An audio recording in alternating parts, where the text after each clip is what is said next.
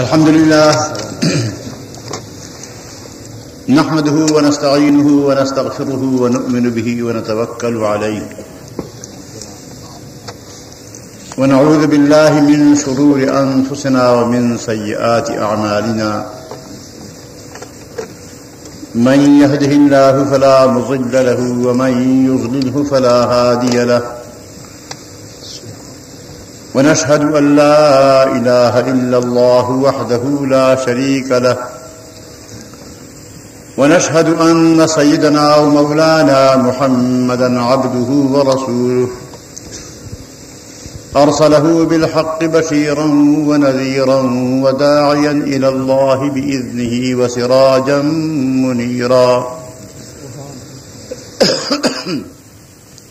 صلى الله تعالى عليه وعلى آله وأصحابه وأزواجه وأتباعه وبارك وسلم تسليما كثيرا كثيرا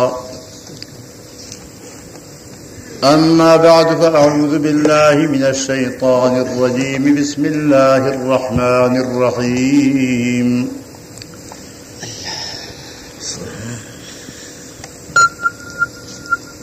يريدون ليطفئوا نور الله بأفواههم والله متم نوره ولو كره الكافرون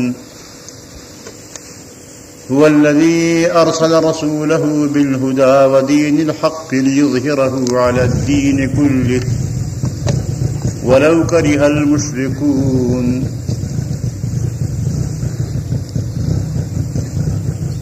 جناب صدر، میرے محترم بزرگوں، دوستوں اور بھائیوں،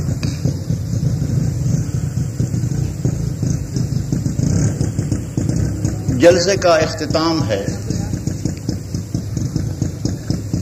آپ کے سامنے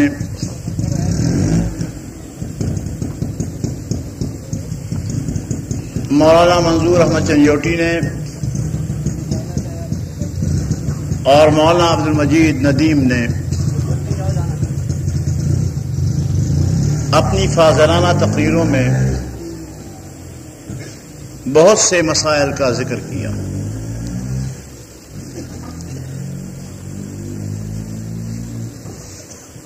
میں صرف اتنا عرض کرنا چاہتا ہوں کہ ہم نے اپنی زندگی کا مقصد طے کر لیا ہے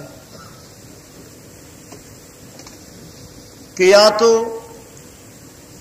اسلام کا نظام عدل پاکستان میں قائم کر کے رہیں گے اور یا اپنی جان دے دیں گے، درمیان میں تیسرا کوئی راستہ نہیں۔ نعرہ تکبیر، مفتی اعظم مفتی محمود۔ ہم کسی بھی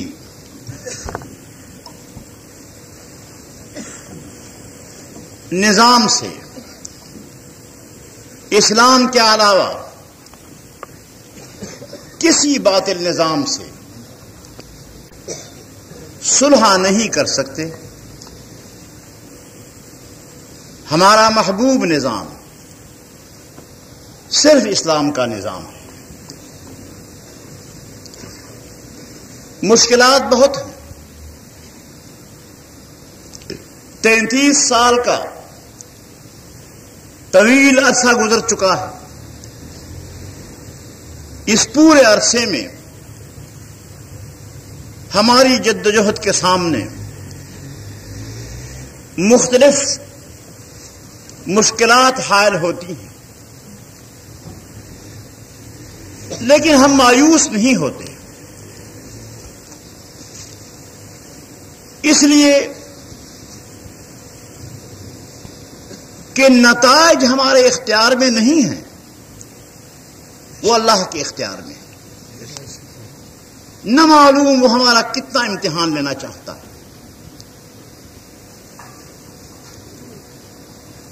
قیامت کے دن اللہ تعالی کے حضور پیغمبر بھی پیش ہوں گے۔ صحیح مسلم کی روایت میں آتا ہے کہ ایسا نبی آئے گا خدا کے سامنے کہ اس کے ساتھ کوئی امتی نہیں ہوگا،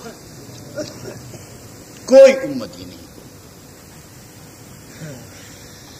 ایسا نبی آئے گا کہ اس کے ساتھ صرف ایک شخص ہوگا۔ ایسا آئے گا کہ اس کے ساتھ صرف 2 آدمی ہوں گے۔ ایسا آئے گا کہ اس کے ساتھ 7-8 آدمیوں کی جماعت ہوگی۔ ہمیں یقین ہے کہ ان پیغمبروں نے جن کے ساتھ لوگ نہیں تھے اپنے مشن کو تکمیل تک پہنچانے میں پوری زندگی صرف کر دی۔ حضرات انبیاء علیہم الصلوات و تسلیمات کبھی تبلیغ دین میں کوتاہی نہیں کرتے۔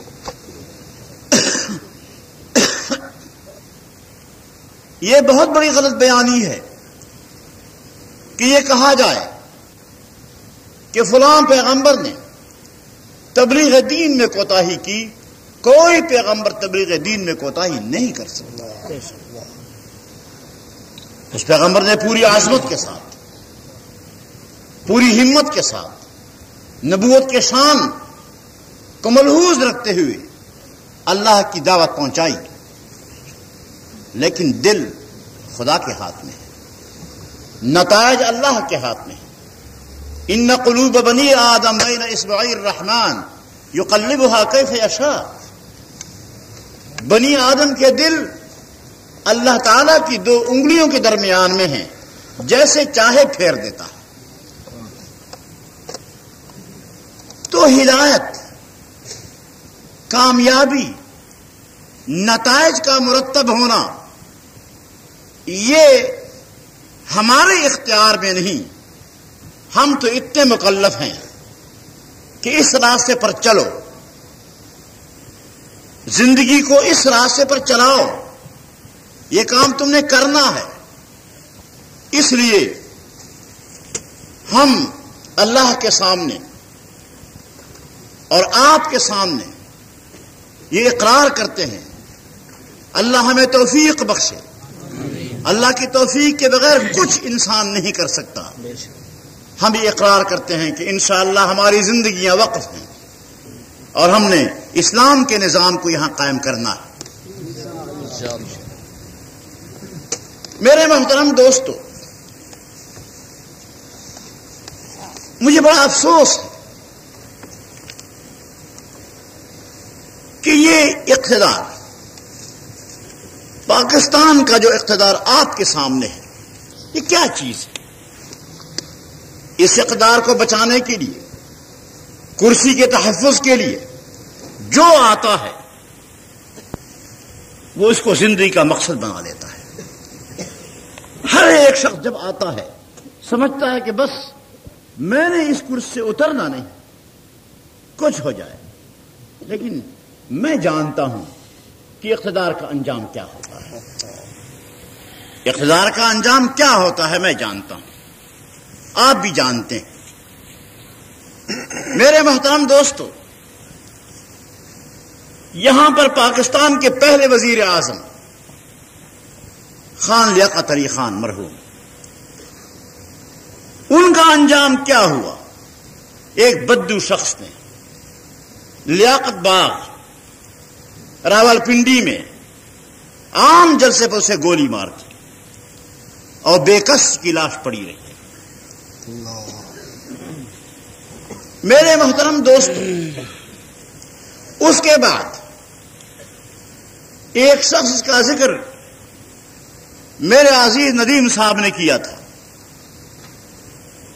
جنرل غلام محمد، اسے مرد آہن کہتے تھے، تھا مفلوج، لعاب اس کا یہاں بہتا تھا، اپنے لعاب کو روک نہیں سکتا تھا، لیکن اسے مرد آہن کہا جاتا تھا۔ اس کے حواریین کہتے کہ آپ جیسا مضبوط ترین آدمی، آپ جیسے اعصاب کا کوئی آدمی نہیں، جبکہ اس کے اعصاب مفلوج تھے، اور وہ خوش تھا کہ واقعی مجھ جیسے مضبوط اعصاب کا کوئی آدمی اس دنیا میں نہیں. اس کا حشر کیا ہوا؟ زبردستی اس کے سینے پر پستول رکھ کر اسے استعفیٰ لکھوایا گیا، اگر آپ کو یاد ہو. اور پھر جب وہ آنجہانی ہوئے تو گوروں کے قبرستان میں اس کی قبر بنی. گوروں کے قبرستان میں، اب بھی کراچی میں گوروں کے قبرستان میں اس کی قبر ہے. مسلمانوں کے قبرستان میں جگہ اس کو نہیں ملی. اللہ. اس کے بعد جناب سکندر مرزا تشریف لائے. سکندر مرزا صاحب کو یہاں سے جہاز میں بٹھا کر لندن بھیج دیا. لندن میں وہ ایک ہوٹل کا مینیجر تھا اور ہوٹل کے مینیجر کی حیثیت سے اس کی فوتگی ہوئی. اس کی لاش ایران میں پہنچائی گئی. اس وقت ایران میں دفن ہوئے. آج آپ کو پتا ہے چند دن قبل اخبارات میں آیا کہ ایران کے لوگوں نے قبر کھود کر اس کی لاش اور ٹکڑے باہر پھینک دیے اور کہا کہ یہ غدار ایران کی زمین میں دفن نہیں ہو سکتا. یہ اس کا حشر. اس کے بعد ایوب خان آیا. ایوب خان غریب بڑی مشکل سے 10 سال گزار گیا. جشن بھی منایا 10 سالہ. لیکن ایک دن جب وہ اپنے گھر کے بچوں سے سن رہا تھا کہ بھاگے جا رہے ہیں، کہتے ہیں ایوب کتا ہائے ہے، ایوب کتا ہائے ہے. اس نے کہا یہ کیا بات ہے؟ بلایا لڑکوں کو، کیا بات ہے؟ انہوں نے کہا ابا جی ہم تو یہ اسکول میں ہمیشہ کہتے ہیں. جب انہیں معلوم ہوا کہ یہی کچھ میرا حشر ہو رہا ہے، وہ پھر بھی ہوشیار تھا. اس نے استعفیٰ دیا، الگ ہو کر بیٹھ گیا. پھر جناب یحییٰ خان تشریف لائے. آغا محمد یحییٰ خان تشریف لائے. آج اس وقت وہ پنڈی میں ایک محلے میں رہتا ہے. میں آپ کو یقین سے کہتا ہوں کہ وہ محلے میں باہر گلی پر نہیں نکل سکتا. پابند کوئی نہیں، آزاد ہے. لڑکوں کے ڈر سے کہ لڑکے پیچھے پڑ جاتے ہیں. ایسے تبرکات ملے، لڑکے پیچھے پڑ جاتے ہیں، وہ غریب گلی میں پھر نہیں سکتے. اور اس کے بعد بھٹو خان کا حشر وہ بھی آپ نے دیکھا. تو جب ہمارے یہاں ہر ایک کا حشر یہ ہے جو آپ کے سامنے ہے، اس کرسی کا شوق کون بیوقوف کرے؟ کون بیوقوف اس کرسی کا شوق کرے؟ مجھے تعجب ہے کہ پاکستان کی اس تاریخ، مقتدر ہستیوں کی تاریخ سے کوئی سبق نہیں لیتا. ہم نے سبق لیا ہوا. میں جب وزیر اعلیٰ تھا تو میں نے استعفیٰ دیا، اور جب قومی اتحاد نے وزارت میں شمولیت کی میری مرضی کے خلاف، میں بتا دوں آپ کو، تو کھینچتے کھینچتے میں نے سب کو نکال دیا. لیکن اب سوال یہ ہے کہ ہمارا حشر کیا ہوگا؟ ہماری سمجھ میں کچھ نہیں آتا. جنرل ضیاء الحق صاحب نے ایک 12 ربیع الاول کو گزشتہ سال چند اسلامی قوانین نافذ کیے تھے، یاد ہے؟ وہ بھی قومی اتحاد کے مجبور کرنے سے کیے. قومی اتحاد کی وزارت کا دور تھا، ہم نے شرط لگائی تھی، مجبور کر کے ہم نے اس یہ کام کروایا. اس کے بعد قومی اتحاد تو باہر آ گیا اور انہوں نے اس کا جو حشر کیا. اس وقت تقریباً 1.5 برس گزر چکا ہے. 1.5 برس کے اس عرصے میں کسی چور کا ہاتھ کٹا؟ ایک چور کا بھی ہاتھ نہیں کٹا. کسی زانی کو سنسار کیا گیا؟ کسی ڈاکو کو پھانسی پہ لٹکایا گیا؟ اسلامی حدود کے نفاذ کے اعلان کے بعد عملاً ایک کیس بھی اس کے مطابق آج تک نہیں ہوا. وہ اپنی تقریر میں فرماتے ہیں، ابھی چند دن قبل جو تقریر کی تھی، انہوں نے کہا کہ یہ ناکامی کا اس نے اعتراف کیا. ناکامی کا تو اعتراف کیا، اس نے کہ کیا کامیابی کا دعویٰ کیسے کر سکتا ہے، لیکن کہتا ہے کہ یہ اصل میں یہ عدالتی نظام جو ہے وہ غلط ہے. عدالتی نظام پر ڈال دیا اور کہا کہ اب قاضیوں کا تقرر کیا جائے گا، قاضیوں کا تقرر کیا جائے گا. وہ قاضی کہاں سے لاؤ گے؟ یہ تو بتاؤ کہ وہ قاضی کہاں سے آئیں گے؟ جیسے تم نے بلدیاتی اداروں سے صوبائی اسمبلیاں بنائیں نامزد کر کے. میں آپ سے پوچھتا ہوں کہ آپ نے کبھی سنا کہ اسمبلی میں نامزد ہوتی؟ نہیں. آج پاکستان میں پہلی مرتبہ نامزد اسمبلی وجود میں آئی. اب نیشنل اسمبلی کی 200 سیٹیں جو آئین میں ہیں انہیں بھی نامزدگی کے ذریعے سے پر کیا جا رہا ہے. میں کہتا ہوں یہ قیامت کی علامت میں سے ایک علامت ہے. قیامت میں نئے نئے امور منکشف ہوتے جائیں گے. یہ بھی ایک قیامت کی علامت ہے کہ اسمبلیاں نامزد ہوں گی. بہرحال میں یہ واضح کر دینا چاہتا ہوں کہ نامزد اسمبلیوں کا کوئی فیصلہ قوم تسلیم نہیں کرے. نعرہ تکبیر، مولانا مفتی محمود. تم جو مرضی ہے کر لو، لیکن نامزد اسمبلیوں کا فیصلہ قوم تسلیم نہیں کرے گی. مسئلہ واضح ہے. تو اس طریقے سے قاضیوں کی نامزدگی ہوگی. جیسے تم ویسے تمہارے قاضی، جیسا پیر ویسے اس کی مرید. تو میں نے مشورہ دیا ہے کہ یہ اوقاف کے خطیبوں میں کہیں تلاش کر لو، وہی سے تلاش کرو. ہماری صفوں میں آپ کو کوئی شخص قاضی بننے کے لیے نہیں ملے گا. ہماری صفوں سے کوئی شخص قاضی بننے کے لیے نہیں ملے گا. میں واضح کر دینا چاہتا ہوں، اس نظام کے ساتھ نتھی ہونے، منسلک ہونے کے لیے کوئی شریف آدمی تیار نہیں ہو سکتا. لیکن میں پوچھتا ہوں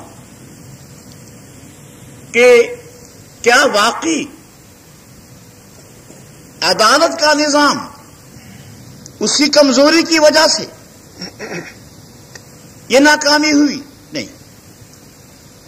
انہوں نے طریقہ کار ایسا وضع کیا ہے. اس اسلامی حدود کے نفاذ کا طریقہ کار کہ ہر ضلع میں ایک شرعی عدالت، ہر ضلع میں ایک شرعی عدالت، اور جھنگ کے ضلع میں ایک شرعی عدالت ایک مرزائی کو مقرر کیا.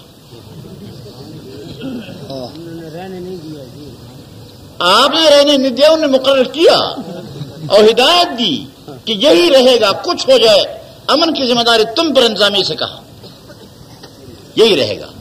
لیکن لوگوں نے نہیں ٹکنے دیا. غرض یہ ہے کہ شرعی عدالتیں بھی مرزائیوں سے تشکیل دی جاتی ہیں. پھر اگر کوئی شخص اعتراض کرتا ہے، کہتے ہیں کہ یہ مرزائی ہے، تو یہ ناراض بھی ہوتے ہیں. ارے بھائی تم بتاؤ اس کے بعد ہم کیا کہہ سکتے ہیں؟ ہم اس کے بعد کیا کہہ سکتے ہیں بتاؤ؟ ڈاکٹر عبدالسلام آتا ہے تو تم استقبالیت دیتے ہو. تمام ملک میں پھرا پھرا کر سرکاری استقبالیت دلائے. واضح مرزائی، کھلا مرزائی، جو اسمبلی کے اس فیصلے کے بعد کہ مرزائی غیر مسلم ہے، وہ پاکستان چھوڑ کر چلا گیا تھا کہ میں اس پاکستان میں نہیں رہتا، اب واپس آیا. تمہارے اس دور میں واپس آیا، تم پر اعتماد تو نہیں، جبھی تو واپس آیا. اور اسمبلی ہال میں، اس اسمبلی ہال میں کہ جس میں یہ طے ہوا تھا، آئین میں ترمیم ہوئی تھی کہ مرزائی غیر مسلم ہیں، اس اسمبلی ہال میں جنرل ضیاء الحق صاحب کی موجودگی میں 2 کرسیاں تھیں، اسپیکر کی کرسی، اسٹیج پر 2 کرسیاں تھیں، ایک پر جنرل ضیاء الحق صاحب تھے اور ایک پر عبدالسلام تھے۔ عبدالسلام نے ان کے سامنے تقریر کرتے ہوئے یہ کہا کہ میں سب سے پہلا مسلمان سائنسدان ہوں جس نے نوبل انعام حاصل کیا۔ ان کے سامنے اسی حال میں دعویٰ کرتا ہے کہ میں مسلمان سائنسدان ہوں۔ کیوں؟ اس کے منہ پر مکہ مار کے دانت کیوں نہیں توڑے گئے؟ اس کے دانت توڑے جانے چاہیے تھے۔ کیا یہ اس حال کی توہین نہیں؟ کیا یہ اس آئین کی توہین نہیں جس کا جنرل ضیاء الحق نے بھی حلف اٹھایا ہے؟ کیا ہماری ان 3 مہینے کی کوشش کو جو اسمبلی میں ہم نے کام کیا اس کو سبوتاش کیا جا رہا ہے؟ کیوں ہم مر گئے ہیں؟ ناممکن ہے کہ ہمارے ہوتے ہوئے اس ملک میں مرزائیوں کو پھر مسلمان کہا جائے۔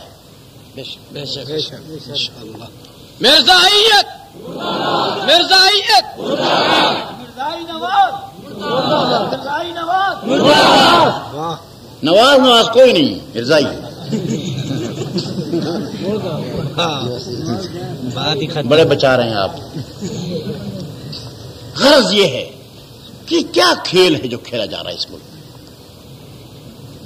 بات کیا ہے؟ تو انہوں نے یہ قانون جو بنایا، اسلامی حدود سزاؤں کا قانون، اس قانون میں طریقہ کار یہ رکھا کہ اگر عدالت کوئی فیصلہ دے دے قرآن کے مطابق، مثلا چور کا ہاتھ کاٹنے کا فیصلہ سنا دے، تو اس پر عمل درآمد نہیں ہوگا جب تک کہ سیشن کورٹ سے اس کی توثیق نہ کرا لی جائے، اس سزا کو کنفرم نہ کیا جائے۔ بہت سی عدالتوں نے سزائیں سنائی، لیکن سیشن کورٹ کے پاس جب فائل جاتی ہے تو اس سزا کو کینسل کر دیتا ہے، سزا کوئی نافذ نہیں ہوتی۔ تو شرعی عدالت کے قرآنی فیصلے کو سیشن کورٹ کی توثیق پر موقوف رکھنا، کیا یہ شریعت کو انگریزی قانون کے تحت دے کر انگریزی قانون کی بالادستی سے تسلیم کرنا نہیں؟ اور یہ اسلام کی توہین ہے۔ جس ملک میں اسلام کی توہین ہوتی ہو، آپ بتائیں ہم کیا کریں؟ غرض یہ ہے کہ یہ سلسلہ جاری ہے۔ انگریزی قانون بھی موجود ہے چوری کے جرم کی سزا کے لیے، مارشل لا ریگولیشن بھی موجود ہے انگریزی چوری کی سزا کے لیے، اور شرعی عدالت بھی موجود ہے۔ 3 قانون متوازی موجود ہیں۔ ان نے شریعت کے قانون کے نفاذ کے بعد نہ تو مارشل لا ریگولیشن کو منسوخ کیا اور نہ انگریزی قانون کو منسوخ کیا، وہ بھی جاری ہے۔ اب جب کیس ہوتا ہے تو انتظامیہ کے افسر وہ اس ملزم سے کہتے ہیں کہ تمہارا کیس کہاں لے جائیں؟ ہاتھ کاٹنے والی عدالت میں، ہاتھ کاٹنے والی عدالت میں۔ وہ غریب روتا ہے کہ خدا کے لیے مجھے وہاں مت لے جاؤ، یعنی شرعی عدالت میں مت لے جاؤ۔ جو شرعی عدالت میں جانے سے مسلمان جو انکار کرتا ہے وہ مسلمان رہتا ہے؟ فلا وربک لا یؤمنون حتی یحکموک فیما شجر بینہم۔ اللہ تعالی نے قسم کھا کر فرمایا کہ نہیں یہ لوگ مومن ہو سکتے جب تک کہ اے میرے پیغمبر آپ کو اپنے اختلافات میں حکم اور ثالث تسلیم نہ کر لیں۔ پھر اس کے بعد پولیس کے آفیسر، انتظامیہ کے آفیسر کہتے ہیں کہ نہیں ہم تو وہیں لے جائیں گے آپ کو، شریعت والی عدالت میں۔ وہ روتا ہے تو اس کے بعد پھر فیصلہ ہوتا ہے رشوت کا۔ اب رشوت پہلے پولیس کو ملتی 500 روپے زیادہ سے زیادہ، 200 300 400 500. اب جب ہاتھ کٹنے سے بچتا ہے، ہاتھ کا سودا ہوتا ہے، تو کہیں 10,000 روپے دو. 10 سے کم پر تو پولیس راضی ہوتی ہی نہیں، اور وہ کہتا ہے کہ ہاتھ میرا کٹتا ہے تو میں 10,000 روپے دے ہی دوں تو اچھا ہے. تو اس قانون کے نفاذ کے بعد یہ فائدہ انتظامیہ کے افسروں کو پہنچا کہ ان کی رشوتوں میں 20 گنا اضافہ ہو گیا. ان کو تو فائدہ پہنچا، لیکن لوگوں کو کوئی فائدہ نہیں پہنچا. لوگوں کو کوئی فائدہ نہیں پہنچا، اس لیے کہ لوگوں میں قانون چلا ہی نہیں. فائدہ کیا پہنچتا؟ میرے محترم دوستو، میں یہ واضح کر دینا چاہتا ہوں کہ ہم نہیں چاہتے کسی کا ہاتھ کٹے. ہاتھ کٹنا ہمارا مقصد نہیں. ہم یہ چاہتے ہیں کہ نہ چوری ہو اور نہ ہاتھ کٹے. جرائم کا سدجواب چاہتے ہیں کہ جرائم ختم ہو جائے. لیکن جرائم آپ بتائیں ختم ہو گئے یا زیادہ ہو گئے؟ زیادہ ہو گئے. اسلامی قانون نافذ ہو اس ملک میں اور جرائم میں اضافہ ہوتا رہے، یہ کوئی مسئلہ ہے؟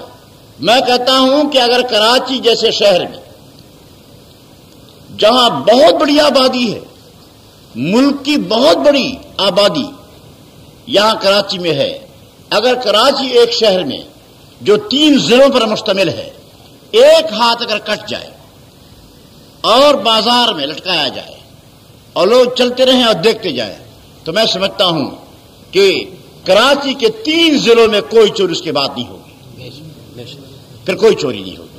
تو ایک ہاتھ اگر کٹ جائے اور پوری کراچی کی چوریاں ختم ہو جائیں تو سودا سستا نہیں، سستا سودا ہے نہیں. لیکن اس کا جو حشر ہوا وہ آپ کے سامنے ہے. میرے محترم دوستو، اب یہ بھی اعلان کیا جا رہا ہے کہ ہم زکوٰۃ کے لیے آرڈیننس نافذ کرتے ہیں. اس تقریر میں کہا کہ چند دنوں میں ہم زکوٰۃ کے لیے آرڈیننس نافذ کرنا چاہتے ہیں. کیا زکوٰۃ کے لیے عشر کے لیے آرڈیننس؟ آپ سے زکوٰۃ اور عشر وصول کیا جائے گا. اور کہتے ہیں جیسے حضرت صدیق اکبر رضی اللہ تعالی عنہ نے اپنے دور خلافت میں زکوٰۃ وصول کیا تھا اور آپ نے اعلان کیا تھا کہ لأقاتلن من فرق بین الصلاۃ والزکاۃ، کہ میں قتال کروں گا ان کے ساتھ جو نماز میں اور زکوٰۃ میں فرق کرتے ہیں، کہ نماز تو فرض ہے اور زکوٰۃ فرض نہیں. جو زکوٰۃ